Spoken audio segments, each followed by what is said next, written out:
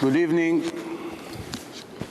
We are one day after Parashat Chukat, the red cow. I would like to speak a few words about it. Of course, we'll speak about all kinds of different subjects, topics. I would like to start with yesterday's Parasha. I actually was asked today a question in yeshiva. If a goy comes to us today and asks a question about red cow, when we read in the beginning of the parasha, right away Rashi says, every time the Torah say Chukat Torah, this is the law of the Torah, Chukah, means it's a law, it's a decree from God. Don't try to understand it because you don't have the ability to understand the secrets of this law. It's a law that it's against or contradict human logic or human common sense. Don't try to understand this mitzvah in your human logic. Right away the Torah comes and warns you. We have to know one thing. As the parasha starts, Rashi writes that the goyim used to come and ask a lot of questions about this mitzvah. What kind of mitzvah is this? Doesn't make sense. I understand you tell me you should not kill. I understand you tell me you should not steal. I understand you want people to be faithful in marriage. I understand that you should believe in one God. This all makes sense. What is this red cow?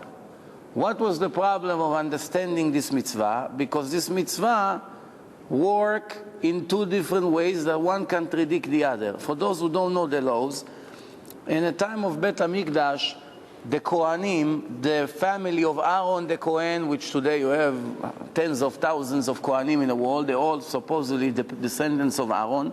We do not know 100% about every Kohen if it's 100% legit, but we always go by certainty.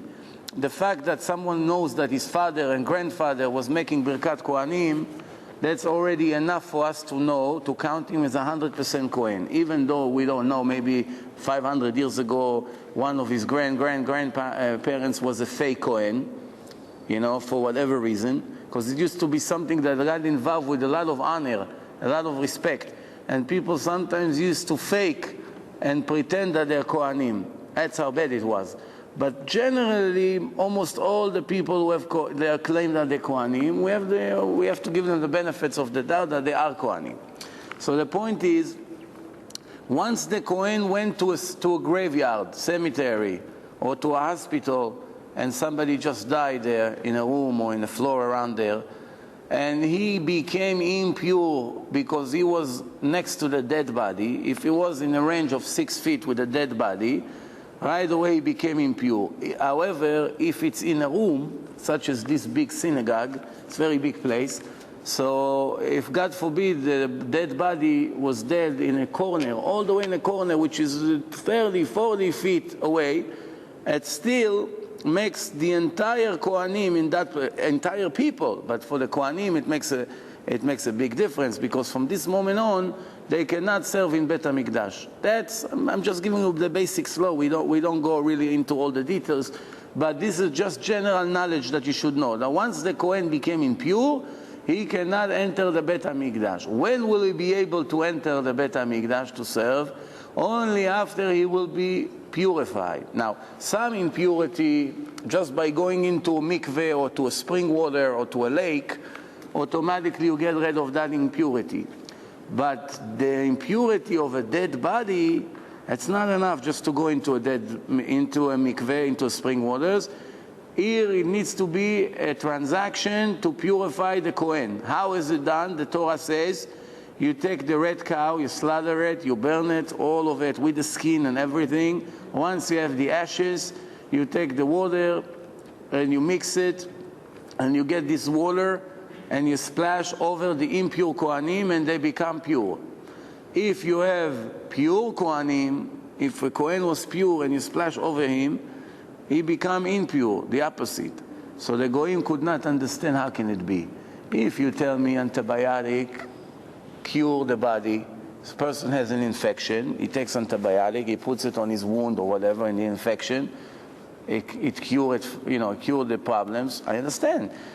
To come and say that if you put antibiotic on someone's skin, which is healthy, and it makes him now an infection, so one time it's cured the infection, and the other person it makes him infection, I don't understand.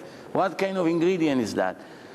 The point is that even the Goyim understood that we are not talking about something physical here. We're talking about a spiritual thing. It's like a sgula, something from Hashem, that it purifies the person.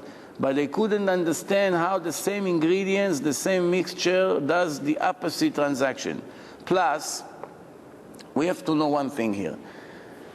When a Goy comes and tells you, how do I know that really what you claim is right, that your Torah was really received by God? How do I know? You claim that you received the Torah in Mount Sinai. We are 3,317 years later today.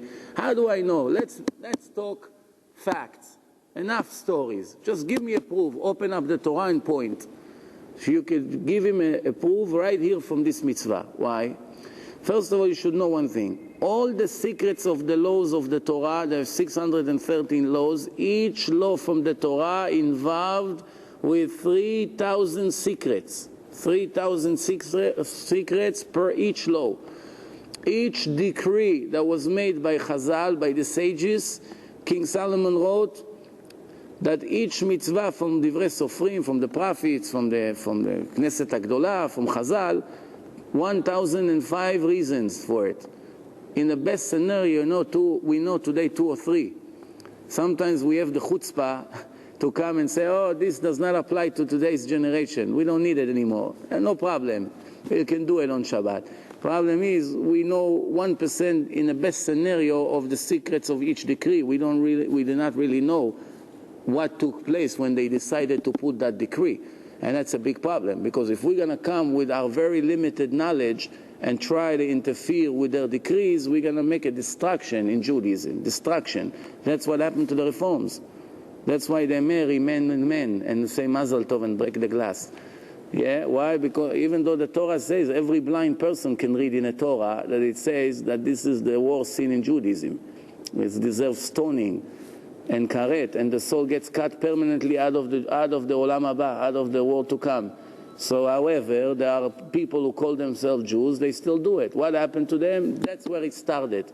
Not paying attention to the small details. So how do we know from Para Aduma, from red cow, how do we know from that this is a divine origin mitzvah? Very simple, pay attention. There's a story in the Gemara that there was one Goy that got lucky. One day he wakes up in the morning and he sees a calf, a red calf. He was wondering what's going on here. He never saw in his life a red cow in his life. But he never saw a red cow in his life, but he knew that it's something unique. So he started to ask around, and then someone came and told him, listen, you're the luckiest person on earth. You just became a billionaire. Why? How much a cow cost? No, this is not just a cow. The Jews will give you any amount of money you want for that cow. Just name the price you want. Anything you want, they'll collect. Believe me, they have no choice. They gotta get it. So he came to the Jews and said, I have what you're looking for. Whatever the price was, millions, billions, whatever it was, the Jews agreed to pay. So the Jews came, they checked the cow, they said, no problem. When are you ready to deliver the calf? We'll come pick it up. So he said, tomorrow you come pick it up. Why? One of his friends, he was anti-Semite, that Goy. One of his friends told him, but you have to make sure not to put anything on that cow, because the Jews, if they see that you sit on the cow even 1 second, they won't buy the cow. Why? Because their Torah, the Jewish Torah, says that if there was any weight put on the back of the cow or anywhere else, on the neck or anything, this cow lost the value. It's become a regular cow. For instance, if you have a red cow and it's $1 billion right now, you lean on it like this with your elbow, let's say it went down to $2,000, regular price. How do you make $1 billion into $2,000 in a second? Here you have the answer. You know the joke. When a person gets married, somebody asks, how does a wife makes the husband a millionaire? He used to be a billionaire. Once they got married, he becomes a millionaire. Anyway, so we go back now. So the goy say, I'm going to give them something that will be useful for them? No way. So the night when they left, he came, he sat on it, he put a few things on the back of the car. He said, tomorrow let them come. They won't know. And I know I tricked them. The next day the Jews from the Bet HaMikdash came, Bedek HaBayit. They were in charge of the treasury in Bet HaMikdash. They came. They said, you have the money with you? Yes. They have bags full of coins, gold coins. They say, no problem. Can we check the car one more time? What do you need to check it? You checked it yesterday. He said, no. Before we give the money, a businessman checked the merchandise one more time. Somebody took a magnified glass. He started to go over the neck of the cow. He said, let's go. No deal. What happened? Overnight you did something to the cow. You sat on it, you did something. What do you mean? No, don't tell a story. The cow, you want $2,000? Sell it for $2,000. We do not need it anymore. So what happened with that goy? He went and committed suicide. He killed himself. So he lost from both ways. He could have become a very wealthy person. His anti-Semitism caused him to lose his deal and his life. How did they know that he sat on a cow? Comes the Torah in Mount Sinai and teach us a big secret. Once you sit in the back of the cow, there is 2 hairs and a neck that falls down and can never rise ever again. You have to know, the cow must be 100% red. If there's 2 black hair in it, it's not kosher. So first you have to check the entire cow that there's no black hairs over there. It has to be completely red. Once it's completely red, there is a place somewhere in the neck. If you bring me a cow now, I won't be able to point where it is, but from tradition, Chachamim, they know from father to son where is the place. And they came to that place and they check. Once they saw 2 hairs from the cow is laying down, they knew that there was a weight put on that cow and it's worthless. And there's another sign. There's always 2 witnesses. The Torah always works with the same way.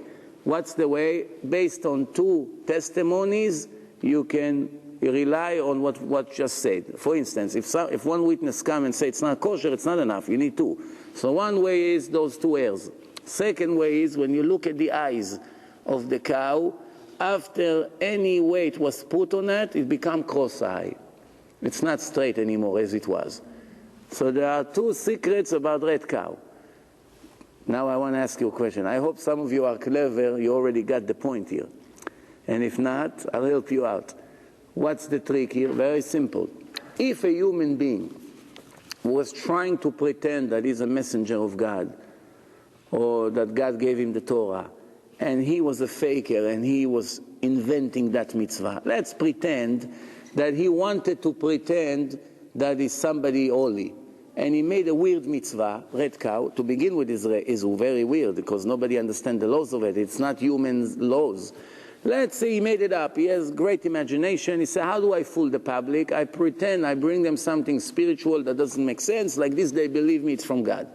He will still not be able to know those 2 signs. Why? How many hairs you have on the back of the cow? 1 million, 10 million, 50 million? Who knows? Millions, right? Can you count how many hairs the cow has? You saw the size of a cow? How many hairs you have over there, right? It's like counting the grass in your backyard. Go count one by one. It's impossible to count. Only 2, somewhere in a body, behave different than all the rest. First of all, what human being would ever get the knowledge to begin with to know where to go and look? For millions or tens of millions of hairs that you have on one cow, first of all, what came to your mind to know that there's 2 symptoms? That once you sit on that red, first of all, to know that red cow is valuable. Second, that there are 2 symptoms that change right away as soon as you do something and you put weight on it. Who would ever know? Who would know even to invent such a thing?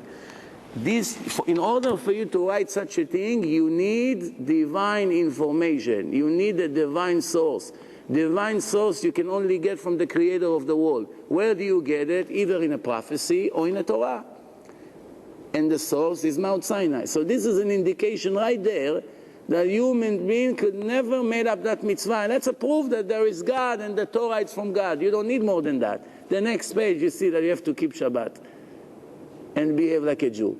You understand? You don't really need more than that. If you're clever enough, if anybody comes and says, how do I know your Torah is divine? How do I know it's from the creator of the world? Red cow. There's thousands of other proofs, of course. This is only one out of thousands. I myself have thousands. And I'm not exaggerating. So many. You don't know where to start sometimes. When we go to seminars, I always thinking to myself 10, 20 minutes before the lecture, which proofs will I use? Because there's X amount of time. And you want to take few, and you don't really know. You never know which one is more productive than the others. We go back to this red cow story. There's one more story in the Gemara about it, that there was one guy, his name was Dama ben Netina. Dama ben Netina, his father owned a jewelry store. One time in a Choshen of the Kohen, the Choshen of the Kohen used to have 12 stones. One stone per each tribe. And one time the stone of the tribe of Binyamin fell and got lost. They didn't know where it is. And they went all over to find replacement for that. They couldn't find it. So guess what happened? They finally got to that goy. And that goy say, yes, we have it. We have the stone. So they said, okay, if you have the stone, how much you want for it? He said a price, let's say $10,000. And he said, okay, let me go up to the attic, I bring it. He came down after 5 minutes, he said, I'm sorry, I cannot sell you the stone today. So they thought he wants more money. Maybe he changed his mind, maybe. So they said, okay, well, you know what, I will pay you more. How much you want? No.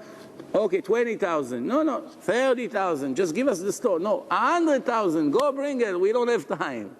He said, no, I'm not selling you. No deal today. No deal. They went back to Bet HaMikdash. They comes to the Rav. 100,000, he doesn't want to sell the stone. The Rav says, well, so what's the question here? Do we have a choice? Go tomorrow and double the price. They came the next day. Oh, the guy said, Baruch Hashem, you came. I was looking for you. Okay, I have the stone for you. Okay, 200,000 is good for you? Say, wait 1 second, let me go get the stone. He bought the stone, he said, $10,000. So, 10,000? We already got yesterday 200,000, you want to sell it. He said, no, it wasn't the price issue. It was, my father was sleeping on a box, and I did not want to wake him up. You understand what we're talking about? Imagine such a thing today. This guy will be on CNN all over the news. Somebody came and offered him $100,000 for a stone that worth, let's say, 10,000. He did not want to wake up Vinny. Vinny was sleeping. Vinny Senior, Vinny Junior didn't want to wake him up. So all over the news he would be. Think about it. People would think, you know what? Today they would hospitalize him.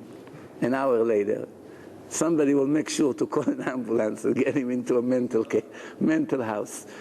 Bottom line, the Gemara says that he told them here 10,000. So, but we already agree 100. He said, no, this is the real price. Why should I take 100? Here is your stone. They gave him the money and they left. Gemara says that night, in the middle of the night, Hashem made him a big miracle. He had a red cow. He became a billionaire. They gave him fortune, much more than the price he wanted for the stone. So what do we learn from this story? Let's put it together. First, you should know one more thing. Throughout history, there will be only 10 red cows. That's it. How many so far we had in history? 9 we had already. We are waiting for the last one. Once we're going to see a red cow somewhere in the world, then you will know in moments or weeks or maybe months, it will be the end of everything. So we're waiting for the 10th red cow, even though really we not necessarily need the red cow. Why? How come we don't need it? I say the Kohanim cannot enter Bet HaMikdash without the ashes of the red cow. Because there's a rumor, I don't know how valid is that rumor, but there's a rumor that there are some families in the Jewish world that are transferring the ashes of the red cow from the time of the second Bet HaMikdash from generation to generation. And they are hiding that information from the public because they're afraid that someone will come and break and steal it because it's worth fortune.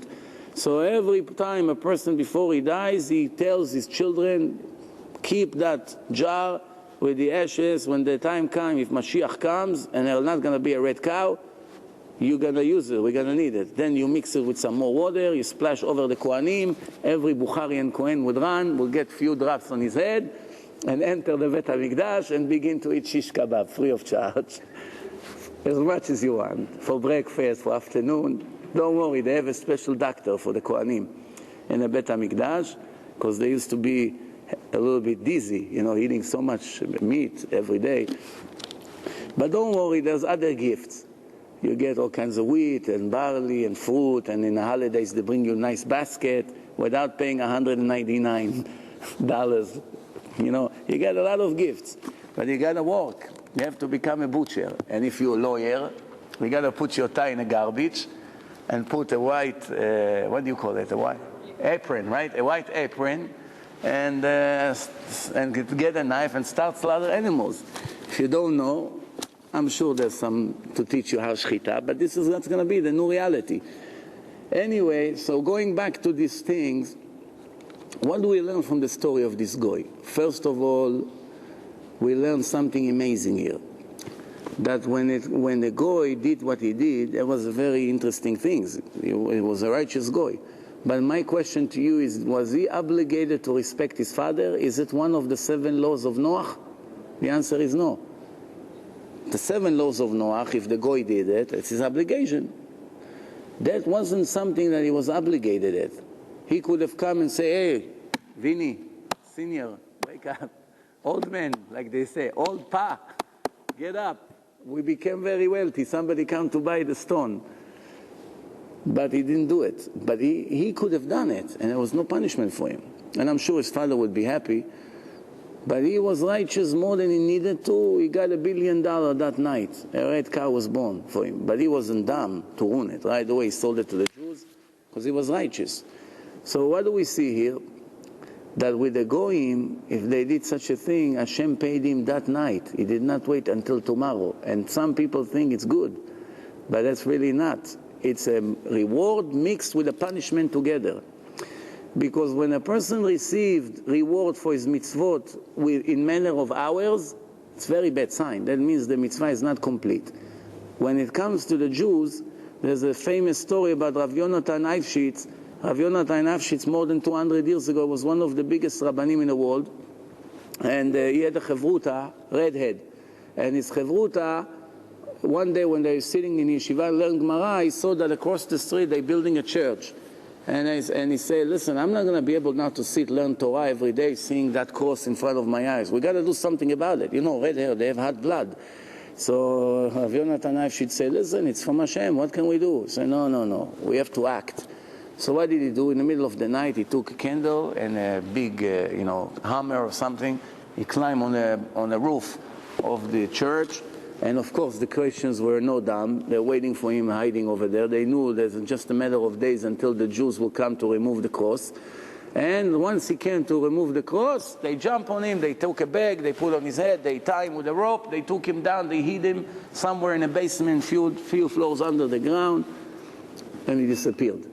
The next day, somebody comes to Rav Yonatan Eifshitz, Rabbi, can I talk to you in person? Yes. Your friend disappeared, right? Yeah, we're looking for him all day. I know where he is.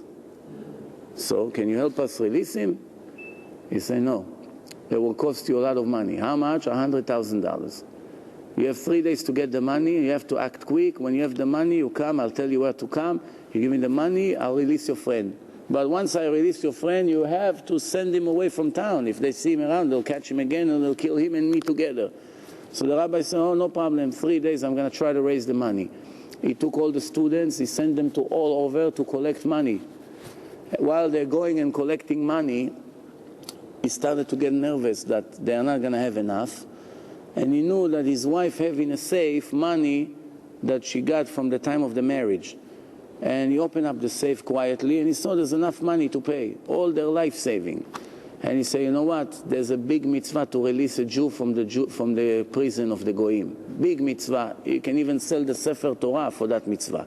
If you don't have enough money, you take the only Sefer Torah in town, you sell it, you get the money, whatever it is, $40,000, $50,000. If that's the money needed, you sell it, You give it to the Goyim and release the Jew. What happened? We don't have tomorrow Sefer Torah.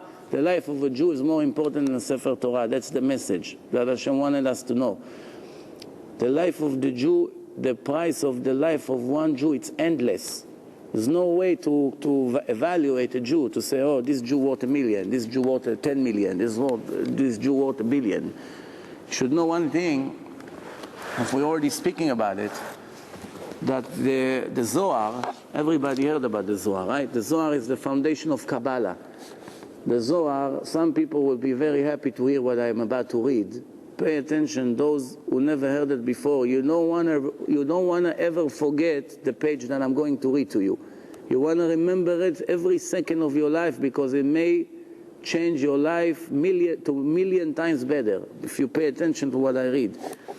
And this is what the Zohar says in Parasha Truma. If you want to know the source, a Zohar, Parasha Truma. And this is what it says. I'm translating to English as I read, because it's in Hebrew here, okay?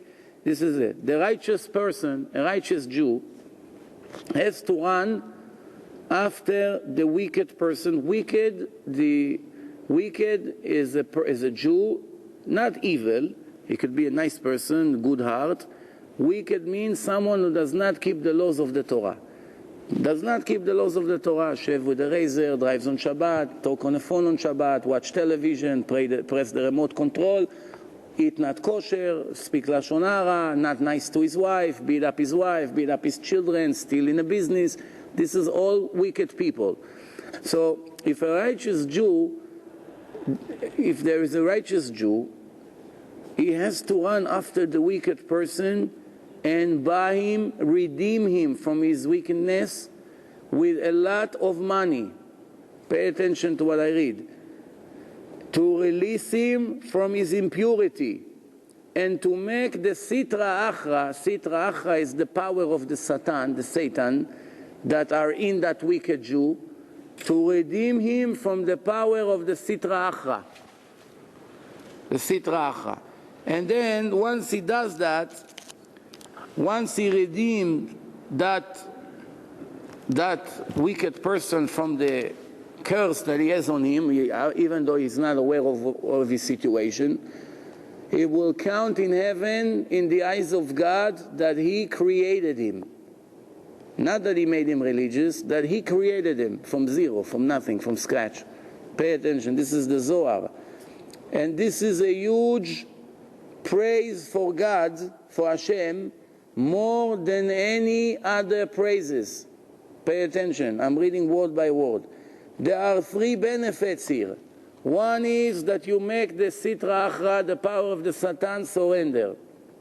Second, you make the person leave his evil ways and go closer to Hashem, which is a huge reward just for that. And third, you make the honor of God in a world or in the upper worlds much, much, much higher. 3 different rewards, 3 different mitzvot in one act. And it says like this, and when this person that saved that wicked person goes up after he dies from this world, he goes up to heaven, all the bad angels that come to speak against all the sins of the Jews become mute in his trial. They can open up their mouth. They come to say, hey, Mr. X, I saw him that day, made a sin like he does to all the other Jews. When it comes to this Jew that saves souls and make them religious, he cannot open up his mouth. The angel is mute. Not one, all of them. As I'm reading word by word from the Zohar. And he says, the Zohar say, Kol malachei adin enam yecholim lishlot alav bezeh haolam. They have no way to control him or to say anything against him. And when he comes to the world to come, he has permission to enter in 12 different gates, whichever he chooses. And there's nobody that can make a beep about his choices. He does whatever he wants. And there's an announcement comes from heaven that says like this, come and testify who is the creator of A, B, C, D, and they say all the names of all the people he created. We're bringing them back to religion. And HaKadosh Baruch Hu and the Ruach of HaKadosh Baruch Hu, the Shekhinah, and they make that announcement, and then there's two angels who come and say, we are the witnesses, two angels of this person, and we want to bring his father, for his father to have great comfort and great happiness to see who is his son. So they bring his father. Chas v'shalom, if his father is in hell, they bring his father also to that moment to see what respect they give to that Jew that was saving other Jews from not being religious. And then at that moment, God is calling an angel that his name is Yehudi, Jew. There's an angel in heaven that's his name, Yehudi. That's his name. And he says, show us the images of all the people that he created. And they show the images of all these people. They show Avi, Avraham, Moshe, Yitzchak, all the people, their children, if they have grandchildren by now. And they bring all of them as images and put them in front of Hashem. And Hashem said there are 4 groups of other angels, and he said, come and take them. Once they presented them, they come and they take them away. And then this person gets reward to enter 70 hidden worlds, spiritual worlds, okay, that no other human being from the entire creation has permission to enter. You understand what we're talking here about? It could be one of the biggest rabbis that you read about in a previous generation that wrote books. If he did not bring people back to religion, he was only teaching Torah and so forth, he may not have permission to enter those places. But people from this generation, that hardly knows Torah, but they were able to bring some people back to keep Shabbat and do mitzvot. So these people has permission to enter Ain Olamot Gnuzim, 70 hidden words that was kept for those people only. You don't understand the reward, the spiritual reward. It's unbelievable. There's no way to describe. No other human being can enter that other than those who save the wicked people from their wickedness. And if people knew, I'm continuing with the Zohar, and if the people would know how much reward they're going to get from saving the souls of these wicked Jews, they would run after them like someone who fights for his life, all their life. And the Zohar says, if you came to this world, 70 years of suffering, aggravation, embarrassment, poverty, tortures, no children, no marriage, whatever, everything terrible, terrible, terrible. But you were able to save the soul of one Jew, one, that was worth it for you. And if you didn't, you wasted your time. This is a Zohar. Everything I read to you is in the Zohar. Comes the Zohar Chadash.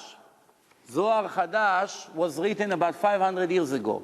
There were few parts that were not printed, were not written in the original Zohar, that later on were found and gathered together, and they were written about 500 years ago, a little bit after the Ari. And he says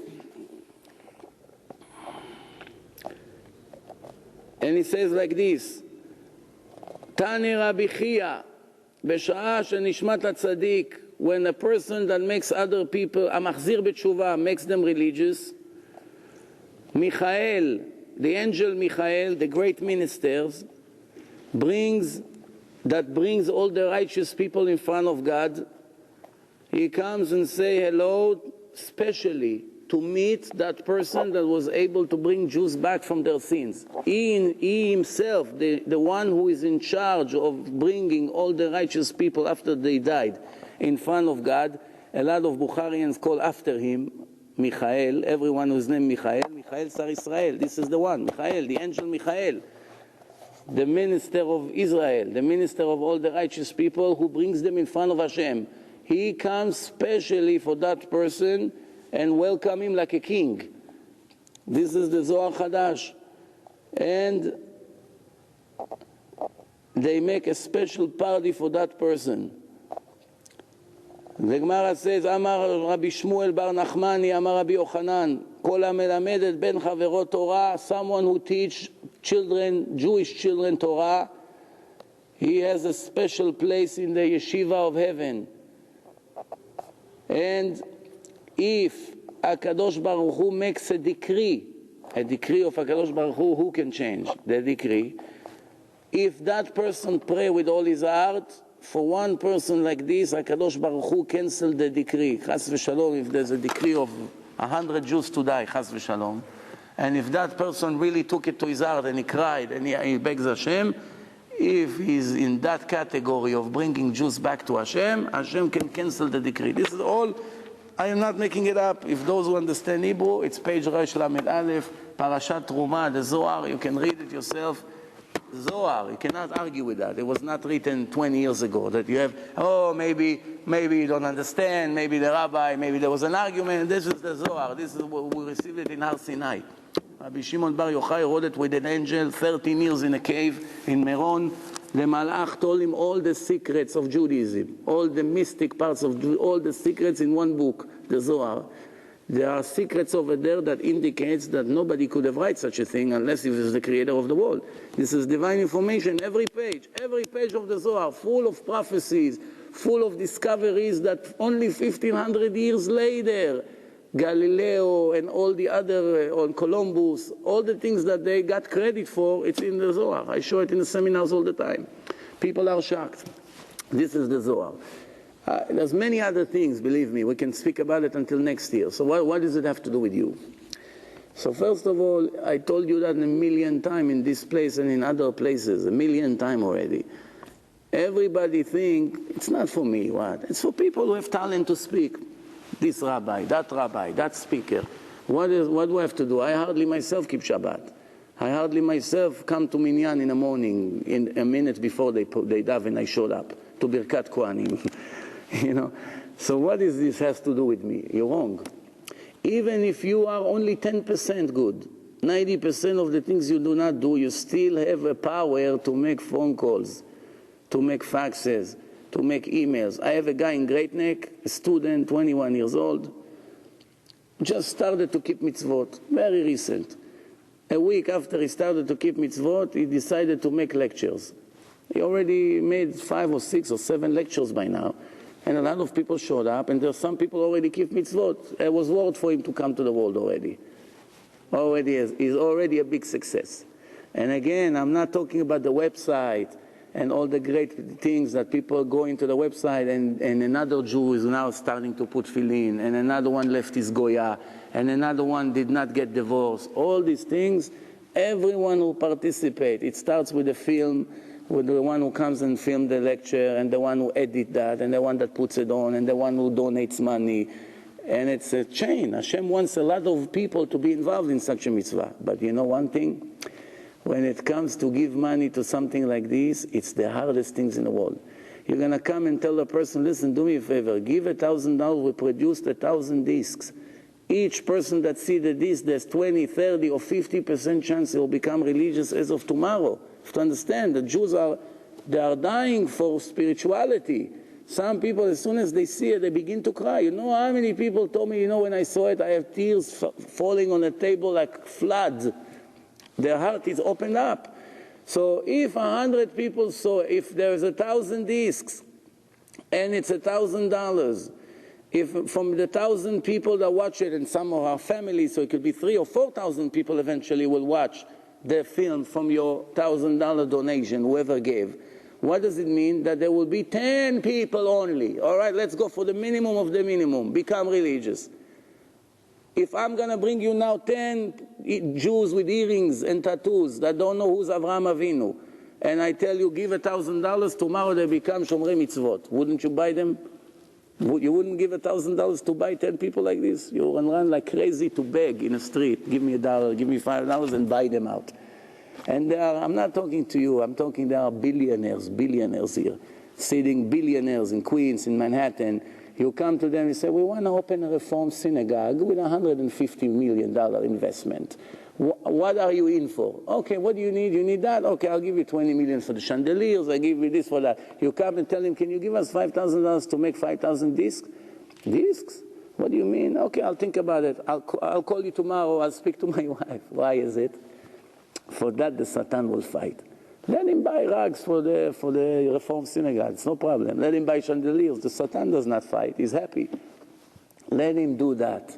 Let him build hospitals that the goyim will come and get saved, and tomorrow with the health that they got thanks to his donation, they'll go and kill more Jews. So he's going to be very happy. Baruch Hashem, look how much I donate to the hospital. But this is the bottom line. When it comes to those things, there is a big fight in the life of a person. So coming back to my story, Rav Yonatan Eifshitz, once he saw that the people do not come back with the money, he took out the money from his wife's safe. He went to that guy across the street in a church. He said, listen, Chris, come over. Here's the money. Come, here's the money. Get my friend out of the dungeon. The guy said, listen,